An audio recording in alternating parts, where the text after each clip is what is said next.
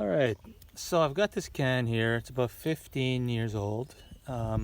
It's been spending a lot of winters outside, totally dead, no pressure, nothing. So what I'm going to try to do using this trick that I saw on YouTube is to try to bring it back by putting some compressed air in. So I just gave it a little bit a second ago and it started spraying, but not for long. So I'm going to try now to try again. I'm just going to top it up nicely, and hopefully that'll restore the bottle, at least to make it work.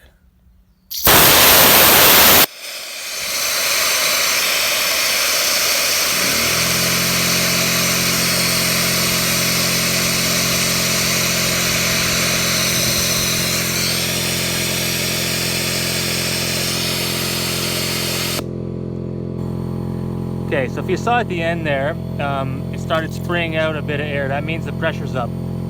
So if I try it again, there we go, fixed.